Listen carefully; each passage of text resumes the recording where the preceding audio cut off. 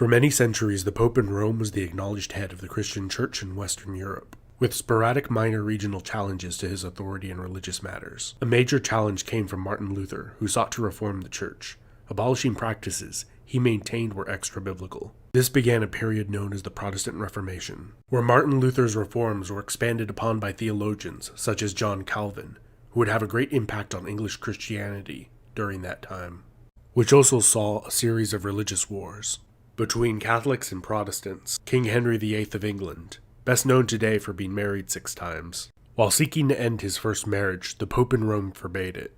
Henry then took a series of steps to separate the Church of England from the Catholic Church, establishing the Anglican Church of England, with the monarch, that being himself, as the supreme governor of the Church. Henry maintained a strong preference for traditional Catholic practices, and during his reign, Protestant reformers were unable to make any significant changes to the practices of the Church of England. Henry's reign saw trials for heresy for Protestants as well as Roman Catholics. Henry's reign was followed by that of his sickly son, who didn't live long enough to really do anything.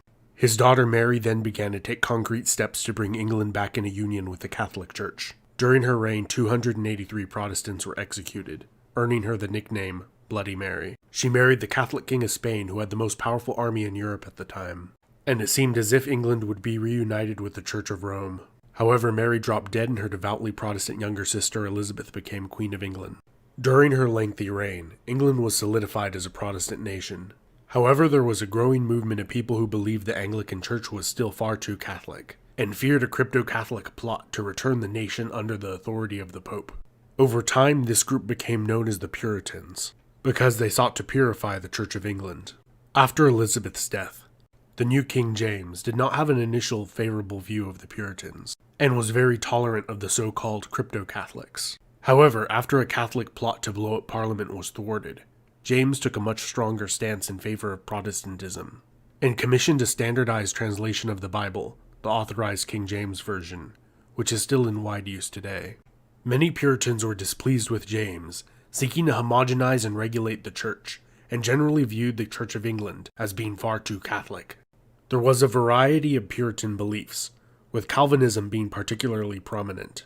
Dissatisfaction with the English Reformation, and belief that it had not gone far enough, though, united them.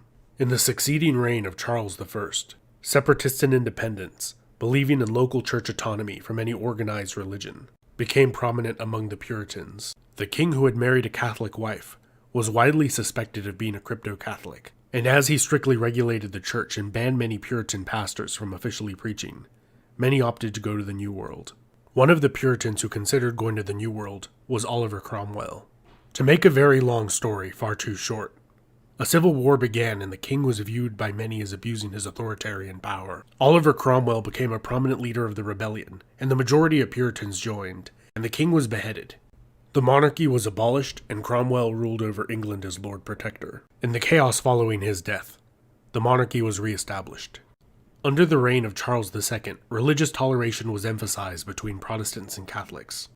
Many viewed the Puritans in a bad light for their association with Cromwell, and the term puritanical was later used to reference their moralistic social views promoted while in power by their detractors.